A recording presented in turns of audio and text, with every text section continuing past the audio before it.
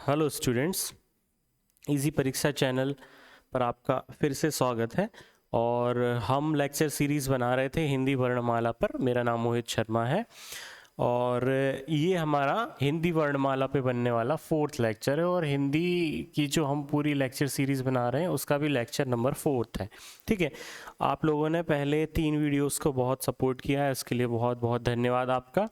और ज़्यादा से ज़्यादा शेयर करें, सब्सक्राइब करें, क्योंकि पूरी हिंदी भाषा और साहित्य और व्याकरण से संबंधित सभी विषयों पर हमारी जो है ये पूरी लेक्चर सीरीज़ रहेगी। तो हम वर्णमाला में कहाँ तक हमने बहुत सारी चीज़ें देखी, वर्णमाला देखी हमने। वर्णमाला में बहुत से स्वरों के और व्यंजनों के हमने देखे कि किस प्रकार से उनकी उच्चारण के आधार पर उनका वर्गीकरण हमने वहाँ पे किया हुआ था।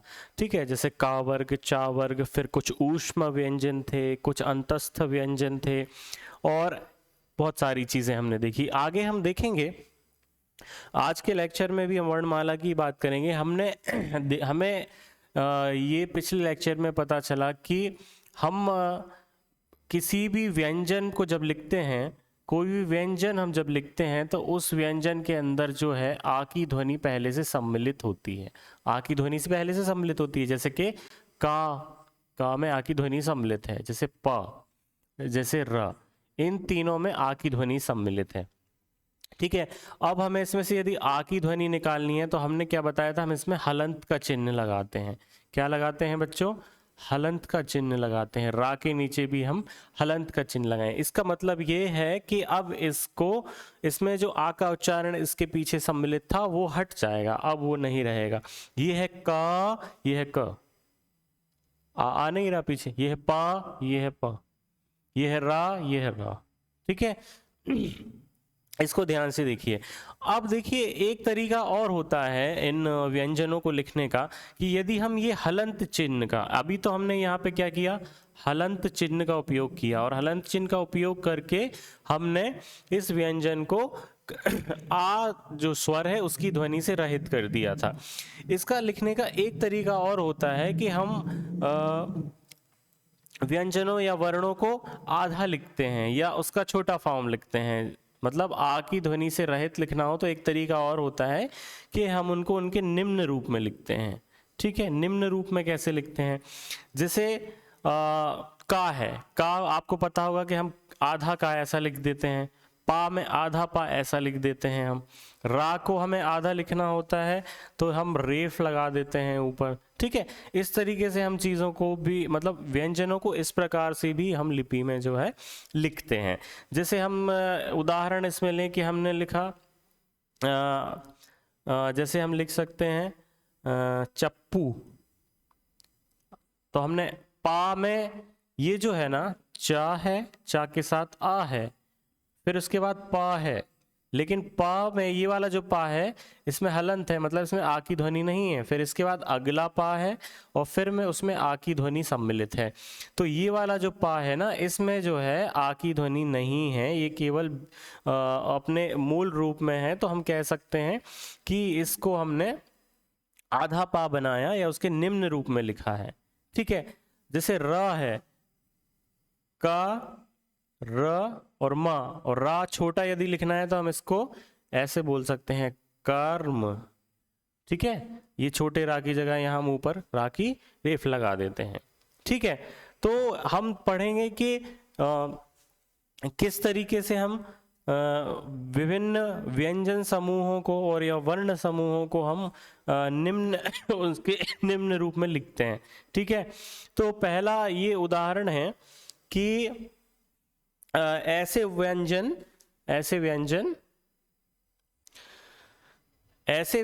जो कि खड़ी पाई पे खत्म होते हैं। ठीक है, जैसे खड़ी पाई पर खत्म होने वाले व्यंजन, खड़ी पाई। ठीक है, मैं बताता हूँ कैसे।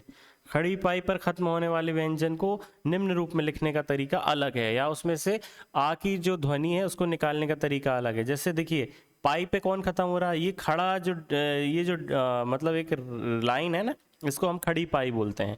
पा है, ठीक है, पा के साथ अब खड़ी पाई में आएगा ता, है ना, इसी तरीके से। और ना, त प और ना। तो ये खड़ी पाई में जो अंत होते हैं, जो व्यंजन, इन व्यंजन को जब हम आ की ध्वनि से रहित करना चाहते हैं या उसके निम्न रूप में या उसके छोटे रूप में लिखना चाहते हैं या आ की ध्वनि निकालना चाहते थे, हम क्या करते हैं, उसकी खड़ी पाई को हटा देते हैं। आधा प, ता में हमने खड़ी पाई हटा दी, आधा ता, और ना में हमने खड़ी पाई हटा दी, आधा ना हो गया। ठीक है, समझ गए? जैसे हमने यहाँ चप्पू में देखा था आधा पा था, ठीक है, पा आधा ता, ना में छोटी की मात्रा, तो ये पत्नी हो गया। ठीक है ना? और आधा ना किसी में ले लीजिए, तो इस तरीके से ये पूरा ना है और ये आधा ता है। तो हमने क्या किया, खड़ी पाई पे जो वर्णों का जो अंत हो रहा था या व्यंजनों का जो अंत हो रहा था, उनको हमने क्या किया, उस खड़ी पाई को हटा दिया। तो पहला समूह ये हो गया जिसका हमें निम्न रूप लिखना है, लघु रूप लिखना है, तो हम क्या करेंगे, खड़ी पाई को हटा देंगे। ठीक है, ये समझ में आया आपको कि हमको खड़ी पाई को हटा देना है, तो उसका लघु रूप हो जाएगा। अभी हम ये देख रहे हैं, देखिए ये बहुत बेसिक है, लेकिन बहुत ज़रूरी है कि हम ये आइडेंटिफाई कर पाएँ कि कौन से शब्द को हम लिखते वक्त उसके मतलब या तो उच्चारण में गलती कर रहे होते हैं या तो उसकी जो स्पेलिंग है, ठीक है, वर्तनी है, उसमें गलती कर रहे होते हैं। तो हमको पता होना चाहिए कि ये लघु रूप कैसे लिखा जाता है। ठीक है, तो पहला क्या हुआ, खड़ी पाई पे खत्म होने वाले वर्ण को हम लघु रूप में कैसे लिखते हैं। दूसरा जो है, दूसरा ये है कि जिस ऐसे वर्ण जिनमें खड़ी पाई जो है वो बीच में आती है, जिनमें खड़ी पाई कहाँ आती है, बीच में आती है। जैसे का बनाते हैं तो खड़ी पाई बीच में आ गई, ठीक है, और फा बनाया तो हमने ये खड़ी पाई भी बीच में आ गई। तो हम क्या करते हैं कि इन खड़ी पाई जिसमें बीच में आती है उनमें क्या करेंगे, खड़ी पाई जहाँ बीच में आती है ऐसे वर्णों को हम लघु रूप में लिखने के लिए क्या करेंगे, या आ की ध्वनि हटाने के लिए हम उसमें क्या करेंगे, इसमें हम क्या करेंगे, खड़ी पाई के बाद जो नीचे वाला हिस्सा रहता है ना उसको हटा देते हैं। कैसे, खड़ी पाई के बाद जो नीचे वाला हिस्सा, ये खड़ी पाई, इसके बाद नीचे वाला हिस्सा ये है, तो हम इसको हटा देंगे। तो आधा का कैसे लिखेंगे, ऐसे ऐसे, और आधा फा कैसे लिखेंगे, ऐसे। हमने हटा दिया, बस छोटा सा रखा, बाकी का हटा दिया।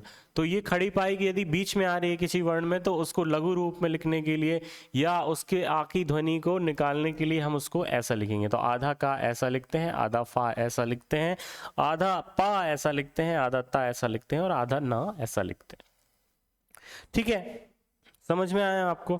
अब अगला जो समूह है उसको हम समझेंगे कि कैसे उसका जो है लघु रूप लिखते हैं। ये बहुत ज़रूरी है, इंट्रोडक्टरी तो है ही, लेकिन हमें उसमें सबसे ज़्यादा ज़रूरी ये है कि हम एक बार सारी चीज़ों को, सारे बेसिक्स को प्रॉपरली क्लियर कर लें, तब हम स्टैंडर्ड या फिर बोलते हैं थोड़ा सा टफ क्वेश्चंस को देखेंगे। ठीक है, तीसरा जो है, ऐसे वर्ण, ठीक है, जिसमें नीचे गोलाई आती है। नीचे क्या आती है, गोलाई,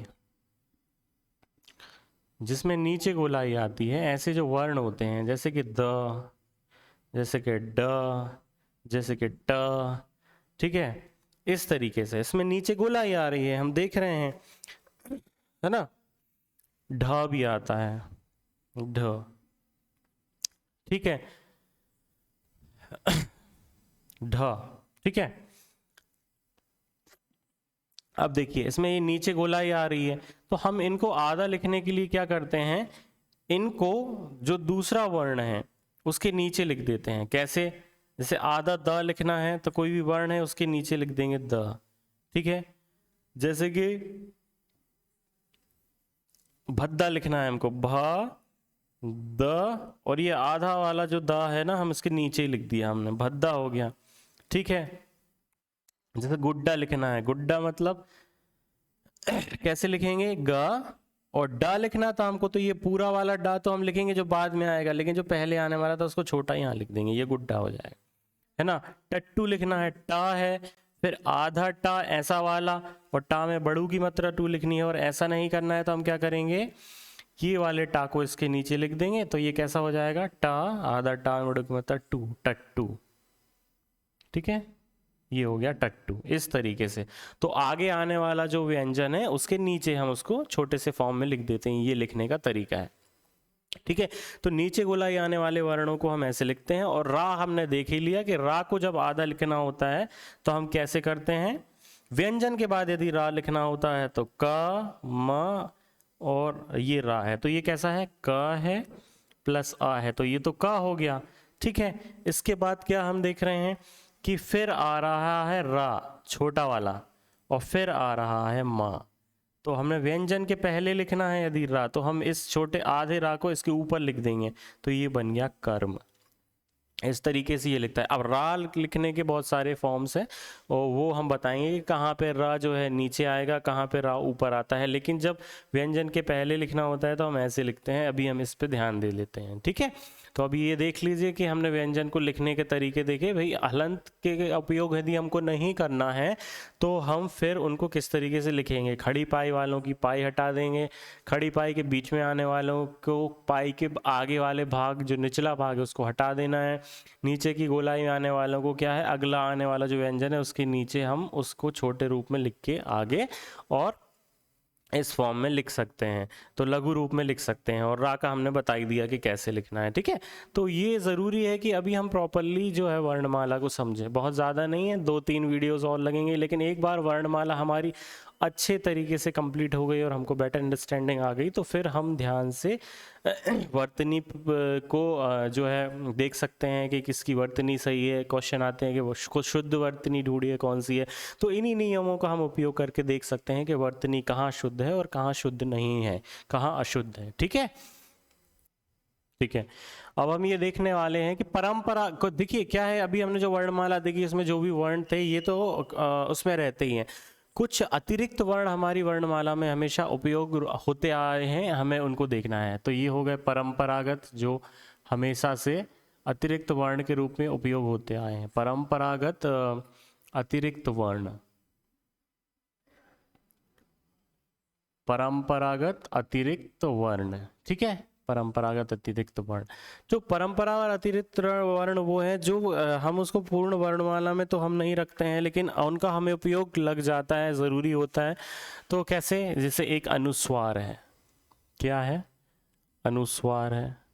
ठीक है, अनुस्वार को समझना है, फिर हमको समझना है अनुनासिक को। ठीक है, जिसको हम पहले बता चुके हैं, लेकिन थोड़ा सा ब्रीफ में और देखेंगे कि अनुस्वार क्या होता है और अनुनासिक क्या होता है। ठीक है, तो अनुस्वार वो जो होते हैं जो नाक से बोले जाते हैं। काय से बोले जाते हैं, नाक से उच्चारण होता है इनका, नाक से उच्चारण होता है इनका। ठीक है, नाक से उच्चारण इनका होगा, है ना। और अनुनासिक, अनु का मतलब जो होता है वो होता है मुंह। यहां देख लेते हैं, ये जो अनु है इसका मतलब होता है मुंह, मुख। ठीक है, और नासिक मतलब तो होता है नाक। तो मुंह और नाक दोनों से जिसकी ध्वनि उच्चारित होती है उनको हम होते हैं अनुनासिक। मुंह तथा नाक दोनों से ध्वनि का उच्चारण करना पड़ेगा। ठीक है, अब इनके उदाहरण देख लेते हैं हम। उदाहरण क्या है, चलिए हम कुछ बोल के देखते हैं। जैसे अनुनासिक में क्या होता है, अम की बिंदी होती है। ठीक है, अनुस्वार में, सॉरी, है ना। और अनुनासिक में क्या होता है कि चंद्र बिंदु लगाते हैं हम, ये इसका साइन है। ठीक है, ये इसका चिन्ह है। ठीक है, तो हम कुछ बोल के देखते हैं। अब हम कोशिश करते हैं कि भाई यदि हमने सही समझा है कि नाक से उच्चारित करने वाले जो वर्ण हैं उनको हम अनुस्वार बोल रहे हैं, और अनुस्वार का जो उदाहरण है यदि वो नाक से ही बोला जा रहा है तो ठीक है बोले। जैसे कंबल, कम बल, काय से बोला हमने, कम बल। ठीक है, कम बल, कंबल, कंटक, कंटक या कंठ, कंबल, कंठक और कंठ, कंबल, कंठक और कंठ। आप ऐसे नासिका को पकड़ेंगे ना तो उसमें क्या होगा, वाइब्रेशन होगा। करके देख लीजिए, कंबल, कंठक और कंठ। तो नासिका का उपयोग हो रहा है क्योंकि आपका जो वाइब्रेशन है वो नासिका में हो रहा है। ठीक है, और मुंह नाक दोनों से बोले जाने वाले, जैसे आप बोलिए चांद, तो चांद बोलने के लिए आपको नाक पकड़िए, चांद, तो नाक में वाइब्रेशन तो है लेकिन मुंह खोलना पड़ रहा है उसके साथ, चांद। ठीक है, और भी आप बता सकते हैं इसके उदाहरण क्या क्या हैं। चांद है, और आप समझ लीजिए बहुत सारे आते हैं। आँख है, आँख भी जब आप बोलेंगे तो आँख बोलने के लिए मुंह भी खोलना पड़ेगा और नासिका का भी उपयोग करना पड़ेगा। तो चाँद और आँख, इन दोनों का उपयोग जो है, इन दोनों का उच्चारण जब हम करते हैं तो हमें मुंह नाक दोनों का उपयोग करना पड़ता है। तो आप ध्यान से समझ लीजिए, अनुस्वार का चिन्ह है बिंदु और अनुनासिक का चंद्र बिंदु। चंद्र बिंदु जब आप बोलेंगे तो मुंह भी खोलना पड़ेगा और नासिका का भी उपयोग होगा। और जब आप अनुस्वार का या अम की बिंदी का उच्चारण करेंगे तो कंबल, कंटक और कंठ, केवल आपको क्या करना है, नासिका से उसकी ध्वनि को निकालना है। ठीक है, तो ये हो गया अनुस्वार और ये हो गया अनुनासिक, ये ध्यान रखें, ये इसका फर्क है। ठीक है, अब मुख्य बात जो है वो हम ये देखने वाले हैं कि अम की बिंदी कहाँ सही रहती है लगानी और चंद्र बिंदु लगाना सही कहाँ रहता है, इस फर्क को हमको समझना। ठीक है, तो आगे हम इस फर्क को समझने की कोशिश करते हैं कि कहाँ हमको चंद्र बिंदु का उपयोग करना है और कहाँ हमको अम की बिंदी का उपयोग करना है, ताकि अनुस्वार और अनुनासिक में जो वर्तनी के कारण गलतियां होती हैं वो ना हो। ठीक है, तो एक तरफ हम लिखेंगे चंद्र बिंदु वाले, मतलब एक तरफ हम लिखते हैं अनुस्वार। ठीक है, लिखते हैं अनुस्वार और देखेंगे कि कहाँ अनुस्वार का उपयोग करना उचित होता है या ग्रामेटिकली करेक्ट कहाँ पे है, व्याकरण के हिसाब से सही कहाँ पे है। अनुस्वार और दूसरा है अनुनासिक। ठीक है, और अनुस्वार का हमने क्या आपको बताया कि ये अम की बिंदी होती है और अनुनासिक क्या होता है, और चंद्र बिंदु होता है। ठीक है, तो बेसिक डिफरेंस ये है। कुछ हम शब्द लिख लेते हैं पहले, ठीक है, फिर हम समझने की कोशिश। जैसे हमने लिखा कंठ, ठीक है, फिर हमने लिखा केंचुआ, है ना, और हमने क्या लिखा था, औंधा लिख देते हैं। ठीक है, औंधा, उल्टा। ठीक है, और भी बना लीजिए, शांत, और भी बना सकते हैं आप अपने मन से, उसमें कोई दिक्कत नहीं है। शांत है, कुछ नया अच्छा सा बना है, पंकज बनाते हैं, कंत बनाते हैं। कंत मतलब क्या होता है, पति, कंत। ठीक है, तो इसमें हमने क्या किया, अनुस्वार का उपयोग किया। ठीक है, पेंच, है ना, और कैसे यूज कर सकते हैं, गेहुआ, गेहुआ। ठीक है, इसका उपयोग कर सकते हैं। और अनुनासिक में जो आ रहे हैं जैसे चांद, है ना, मुह। ठीक है, चांद है, मुह है, और भी शब्द बना सकते हैं। आप बताइए, आँख है, जैसे हमने अभी पहले ही देखा था, आँख है, हमने देखा आँख है, और क्या देखा हमने, और भी बना सकते हैं। चंद्र बिंदु से नए नए शब्द बना के देख सकते हैं, लेकिन अभी हम इसी में देखते हैं। अब इसमें हमें फ़र्क क्या समझ में आ रहा है, फ़र्क ये समझ में आ रहा है कि आप एक बात का ध्यान दीजिए कि यदि मात्रा लग रही है, ठीक है, मात्रा लग रही है ना, ठीक है, तो उच्चारण जो है, मतलब हमें अनुस्वार ही लगाना होता है, मात्रा के साथ चंद्र बिंदी का उपयोग नहीं होगा। यहाँ आ की मात्रा पे अम की बिंदी है, गे में ए की जो मात्रा है उसमें अम की बिंदी है। ठीक है, और पेंच में भी अम की बिंदी है। इसका मतलब क्या है, इसका मतलब ये हुआ कि हम अनुस्वार का उपयोग मात्रा के साथ कर सकते हैं, मात्रा के साथ, मात्रा के साथ हम अम की बिंदी का उपयोग कर सकते हैं, लेकिन मात्रा के साथ हम मतलब चंद्र बिंदु का उपयोग नहीं कर सकते हैं, मात्रा के साथ नहीं कर सकते हैं, मात्रा के साथ नहीं। आप ध्यान से देखिए कि मैं बताने क्या चाह रहा था, ध्यान से सुनिएगा कि मैं बताना ये चाह रहा था कि हम चांद लिखेंगे, ठीक है, चांद नहीं, ठीक है, चांद ठीक है, और जैसे हमको लिखना है शांत, शांत, तो हम ऐसा शांत नहीं लिख सकते हैं, हमें ऐसा ही शांत लिखना पड़ेगा। क्यों, क्योंकि क्या हो गया है, मात्रा लग गई है। गेहुआ को हम ऐसा नहीं लिख सकते, गेहुआ क्यों नहीं लिख सकते, क्योंकि हमने देखा कि मात्रा के साथ, ऊपर वाली मात्रा के साथ अम की बिंदी नहीं आती है। ठीक है, गेहुआ तो हम कैसा गेहुआ लिखेंगे, गेहुआ, इस तरीके से हम गेहुआ लिखेंगे। तो हमें समझ में आने लगा कि भाई ये वाला फॉर्म सही नहीं है, ये सही है, और ये गलत है, ये सही है। ठीक है, जैसे हम मुंह लिखें, और यदि ऐसा मुंह लिखें तो क्या सही है? नहीं होगा। क्यों नहीं होगा? क्योंकि वैसा नहीं लिखते हैं हम। ऐसा नहीं है कि हम वैसा नहीं लिखते हैं। नियम ये है कि हमको मात्रा के साथ अम की बिंदी का उपयोग करना है, मात्रा के साथ नहीं, और मात्रा ऊपर की मात्रा के साथ विशेषकर उस चीज का ध्यान रखना है। ठीक है, ठीक है, समझ गए आप? जैसे पंकज लिखना है तो हम ऐसा पंकज नहीं लिख सकते, पंकज, पंकज ऐसा नहीं लिख सकते हैं, बिल्कुल नहीं लिख सकते। पंकज लिखने के लिए हमको अम की बिंदी ही लगानी पड़ेगी। ठीक है, पंकज के लिए हमको अम की बिंदी ही लगानी पड़ेगी। देखिए कुछ शब्द ऐसे हैं जो हम शुरू से उपयोग करते आए हैं, वो शायद किसी नियम में नहीं आते हैं, लेकिन मुख्यतः यदि हमको वर्तनी शुद्ध करने की बात आ जाए तो हम इस बात पर ध्यान रख दे सकते हैं कि विशेषकर मात्राओं के साथ या ऊपर वाली मात्राओं के साथ हम जो है ये चंद्र बिंदु का उपयोग ना करें। तो इस बात का विशेष ध्यान रखें। कुछ हर जगह जो है कहीं ना कहीं ऐसे उदाहरण मिल जाएंगे जो नियम के विरुद्ध हैं, लेकिन वो एक प्रथा में चले आ रहे हैं, तो उनका उपयोग वैसे ही होता जा रहा है। तो इस चीज़ का आपको विशेष ध्यान रखना है कि प्रथा में जो चीज़ें उपयोग होती जा रही हैं उनका हम कुछ नहीं कर सकते, लेकिन ये है कि हाँ, यदि चंद्र बिंदु है तो मात्रा के साथ उपयोग नहीं करेंगे, मात्रा के साथ उपयोग नहीं करेंगे।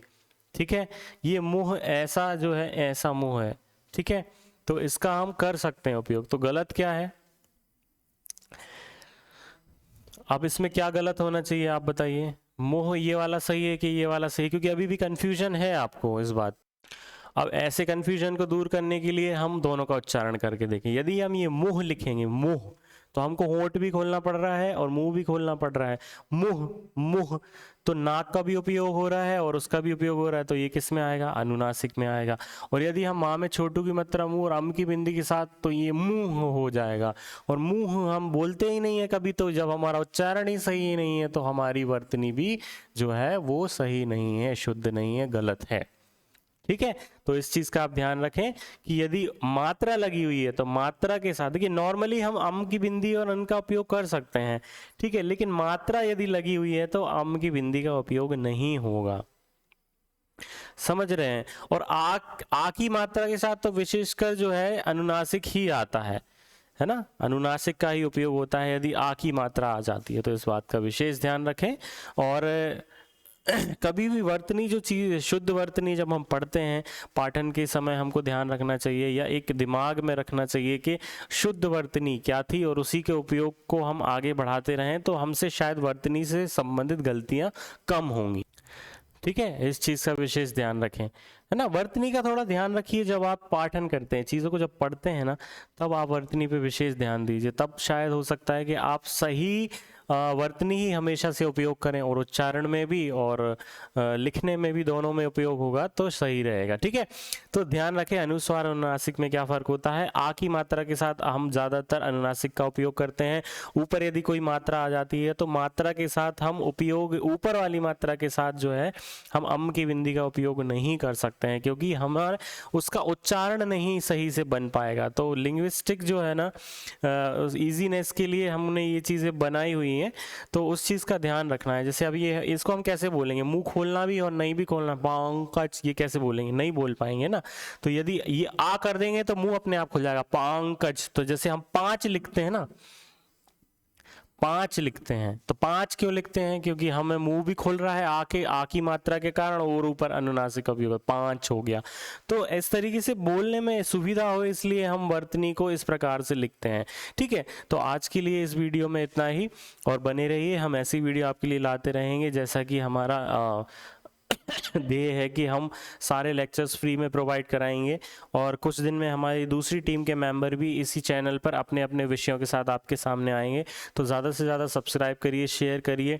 सारे व्यापम के और अतिरिक्त, उससे अतिरिक्त भी सारी परीक्षाओं से रिलेटेड जो हिंदी भाषा जहाँ पर भी पूछी जाती है, उसमें हम सारी चीज़ों को कवर करेंगे। अभी हमको रस का और छंद, अलंकार कविताओं के विभिन्न जो घटक हैं वो सब पढ़ने हैं। तो आप बने रहिएगा और हमारे साथ पढ़ते रहिए, और ज़्यादा से ज़्यादा सब्सक्राइब करें, और सब्सक्राइब अभी तुरंत कर दीजिए, क्योंकि अगले वीडियो का आपको नोटिफिकेशन आपके पास पहुंच जाएगा। और लोगों को भी बताएं कि वो भी सब्सक्राइब करें, ताकि उनके पास भी नोटिफिकेशन पहुंचता रहे। ऐसे ही हमको इंस्पिरेशन मिलती रहेगी और हम आपके साथ वीडियोज़ बनाते रहेंगे। ठीक है, इजी परीक्षा चैनल में आपका फिर से एक बार वेलकम रहेगा अगली वीडियो के साथ। अभी के लिए धन्यवाद, और ज़्यादा से ज़्यादा सब्सक्राइब करें और शेयर करें। धन्यवाद।